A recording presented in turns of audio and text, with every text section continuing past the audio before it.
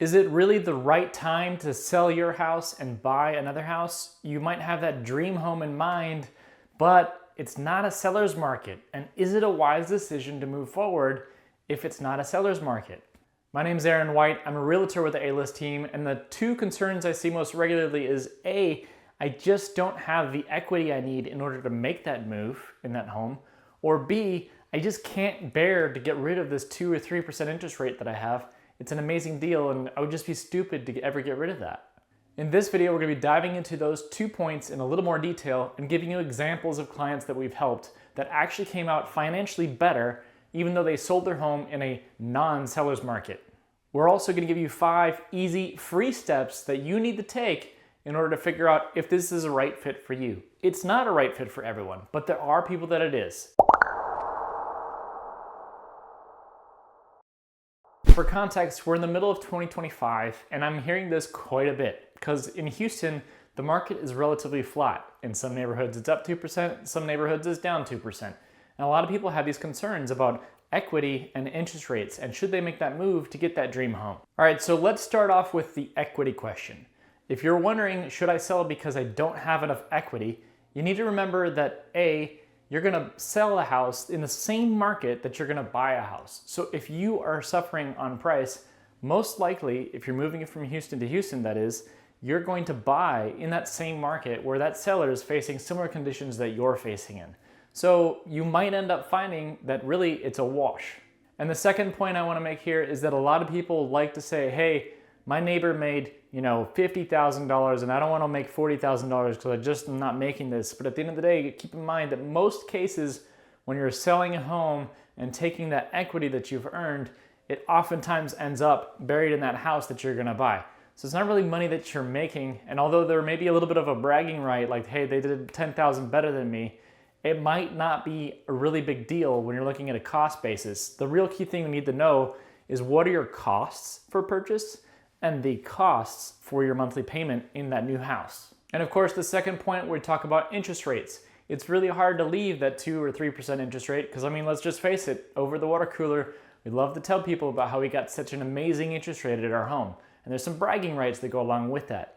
That being said, you do not get paid in interest rates. You get paid in dollars. I've helped 2 different clients in different scenarios where they sold that house with 2 or 3% interest and they came out better. One of them sold the house and they found out that the loan balance in their new house, although they were buying a more expensive house, the loan balance was lower. And because the loan balance was lower, they were able to drop their PMI off of that. That's the mortgage insurance essentially. And they were able to have a lower monthly payment even though their interest rate went up by 3%. It's a pretty significant change, but the monthly dollars they were spending was actually less. Another client we were helping was an investor. The investor had a home.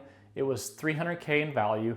They had a 3% interest rate, and they sold that 3% interest rate to buy 2 houses that were $300,000 because they had so much equity in that home. So for him, it made sense because he knew that appreciation would be one of the biggest ways that he would make money over time. And he said, hey, I have $300,000 appreciating. I might as well have $600,000.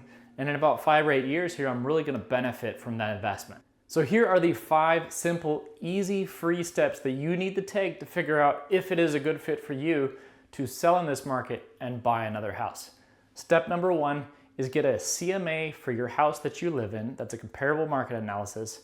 Figure out the ranges of the prices for those homes and ask your agent to give you a net sheet. Ideally, you say, hey, in this scenario, if we get X amount of dollars for our property, what will we actually be walking away with after title, insurance, discounts, all that kind of stuff in today's market?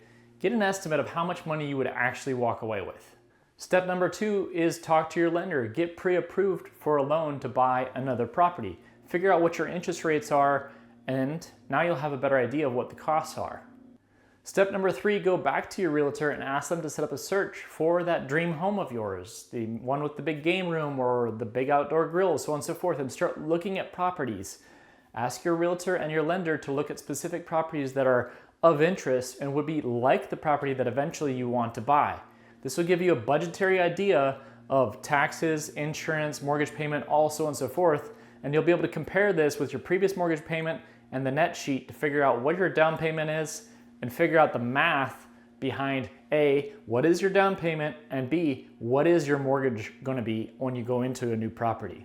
Step number 4 is determining whether you want to buy a house first and then sell, or sell your house first and then buy, and looking at how that looks like on paper. Of course, if you buy a house first, it's going to require more cash out of pocket immediately, and the benefit of that is that it's an easy move. You're moving in there and you're selling the house.